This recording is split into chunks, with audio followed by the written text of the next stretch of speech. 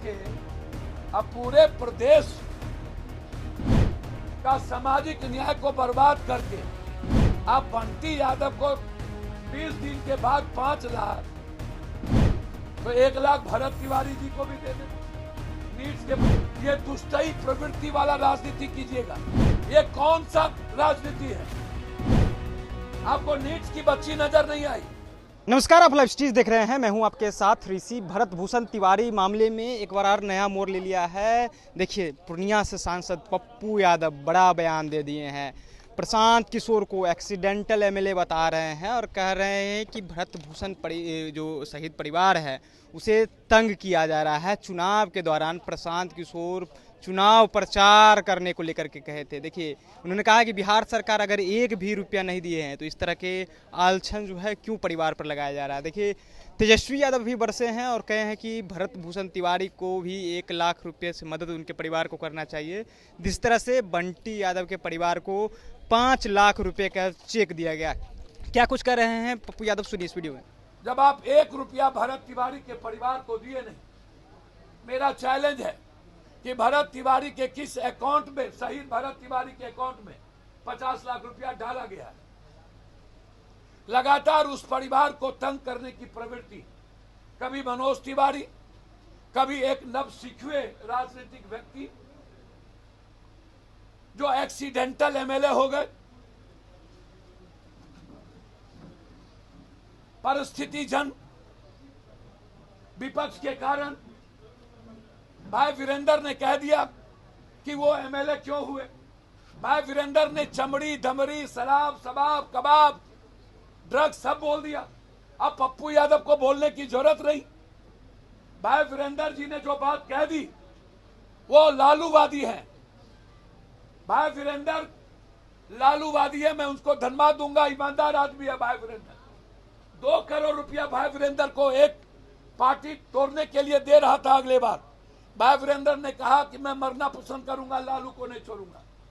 और यदि भाई वीरेंद्र ने कहा यादव मुसलमान का वोट डायलूट क्यों हुआ, क्यों गए, और वो नवसिखवे कभी नीट के बच्ची के साथ धुरतई दुष्टई, कभी भरत के परिवार ने तो कहा कि हमको इस्तेमाल किया गया, हमको बुलाया गया और कह दिया हमसे मिलने आए, 1 रुपया मदद तक नहीं की, फिर हमारा फोन तक नहीं उठाया। 100 करोड़ का मानहानि का मुकदमा इस पर ठोकना चाहिए। किस आधार पर शहीद परिवार को, परशुराम के खानदान का यह संस्कार नहीं है पैसा लेने का। मैं नहीं मानता। शहीद के परिवार को उन्होंने गद्दार कहा है, यह बिल्कुल गलत है।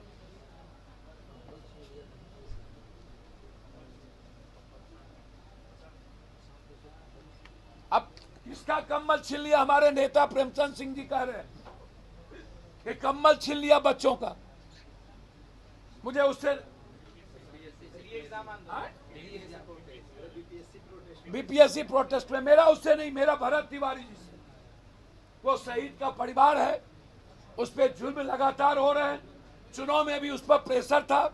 और याद कीजिए, पप्पू यादव हमेशा एक बात कह रहा था कि आरा की पुलिस ने गोली नहीं मारा है, और वो साबित हो गया कि पटना से एसटीएफ गए थे और भरत तिवारी जी को एसटीएफ ने मारा, एक गिरफ्तार भी हुआ एसटीएफ। हम हमेशा एसटीएफ की बात बोले हैं, एक भी लोगों ने इसका डिमांड नहीं किया। हम दोबारा गए, पहली बार मदद किए, दूसरी बार फिर 2.5 लाख रुपया मदद की। फिर भरत तिवारी जिस परिवार को लेकर लड़ रहा था, उस परिवार के पूरा परिवार बाढ़ में दह गया, उसके लिए अलग से उनके पिताजी को 50,000 रुपया दिए कि आप खाना खिलाओ। मुझे कोई लेना देना नहीं है राजनीति से, लेकिन मेरा सवाल है विपक्ष के नेता से। आपको सब नाश करके अब पूरे प्रदेश का सामाजिक न्याय को बर्बाद करके और समाज को कटघरे में कर आप बंटी यादव को 20 दिन के बाद 5 लाख, तो 1 लाख भरत तिवारी जी को भी दे देते, नीट्स के बच्ची को भी दे देते, नालंदा में 2 पासवान को मारते मारते मार दिया उसको भी दे देते, नगर नौसा में भी दे देते, अत्यंत पिछड़ी जाति की बेटी उसको भी दे देते, छपरा में लगभग 30 यादव मारे गए हैं उसको भी दे देते। कितना दिन ये दुष्टई प्रवृत्ति वाला राजनीति कीजिएगा? ये कौन सा राजनीति है? आपको नीट्स की बच्ची नजर नहीं आई? दिल्ली में, पटना में और भी लोग डेथ किए, वहां नजर नहीं आया? और भी एक यादव की बेटी सिटी में मरी, वहां नजर नहीं आया? कितने बच्चे मरे, वहां नजर नहीं आया?